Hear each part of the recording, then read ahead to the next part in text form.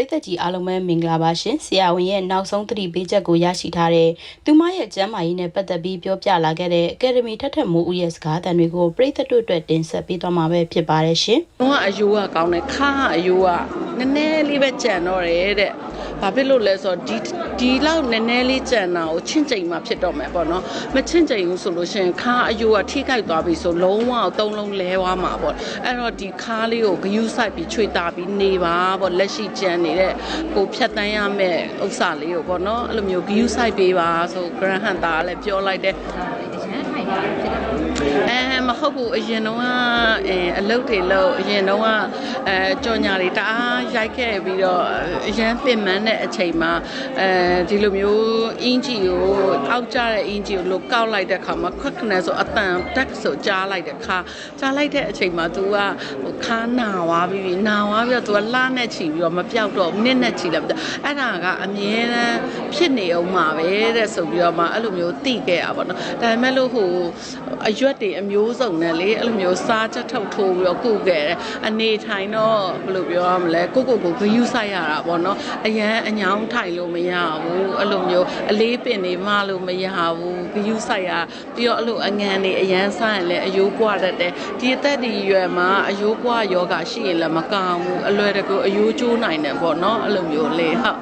တက်ကိုလည်းလိုက်ရှိရင်နည်းနည်းလောက်ရတော့လေ။နည်းထိုင်ရတာများတယ်။ဟုတ်တယ်။ဒီဟာကြောင့်ဘယ်လိုလေးပြန်ပြီးတော့စီစဉ်ရတယ်ပေါ့ဒီခါသက်တောင်။အဲ့လိုမျိုးအလုပ်တွေအရန်လုပ်ပြင်ပန်းဝါးကြီးခိုင်းလဲနာအခုဆိုပြန်နာချင်ပြီဒီရက်ပိုင်းမှာလေဒီအာယုံကြောညက်နေတဲ့ဥစ္စာလဲမနေ့ကလည်းရမ်းနာဒီနေ့မနေ့လည်းနာ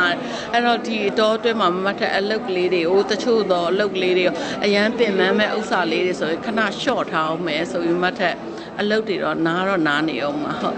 သူတို့ကလည်းပြောတယ်ဘာလို့ခါပြီးတော့ level လေးဟုတ်တယ်လေးဖြစ်တယ်အဲ့ဒါပြီးသွားရတာမှာခုပြီးသွားပြီဆိုမှအဆုံးထိတော့မကူရသေးဘူးမထက်ကအဲ့ဒါကတော့ဟို तू ကဒီဘက်မှာရှိနေသေးရဆိုခွဲတော့ခွဲရမှာပဲမခွဲချင်ဘူးဆိုရင်တော့ဆေးတောက်ရပါဘူးအခုကခွဲလည်းမခွဲရသေးဘူးဆေးလည်းမတောက်ရသေးဘူးသေချာတော့ကူရမှာဟုတ်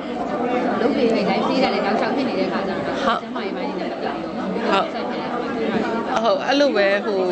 အားဆေးတွေတောက်တယ်ဆရာဝန်နဲ့ပြတယ်အစားတောက်လေးတွေကိုအဲ့လိုမျိုးဆင်ကျင်ပြီးတော့မှစားတယ်ပေါ့နော်အဲ့လိုမျိုးဟုတ်ပြည်သက်တွေအများကြီးစိုးကြတယ်ဘာတစ်ခုဖြစ်တယ်ဆိုလို့ရှိရင်တို့ကအများနဲ့ live ဟုတ်ပြောချင်တယ်ဆိုရင်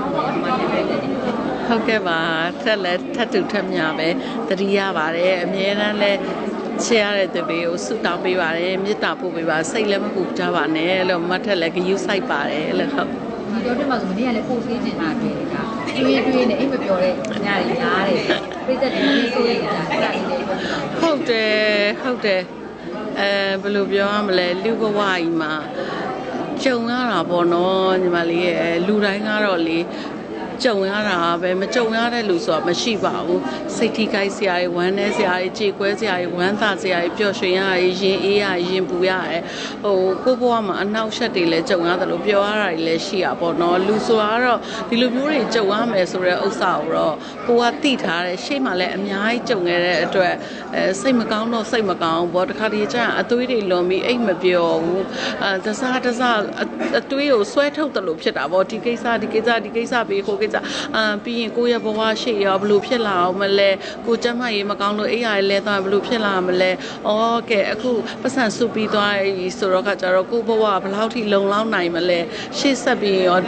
ဒီလောက်ကိုရှာထားတဲ့ပတ်စံနဲ့ကိုကျမရေးအတွက်စိတ်ကုတနိုင်မလား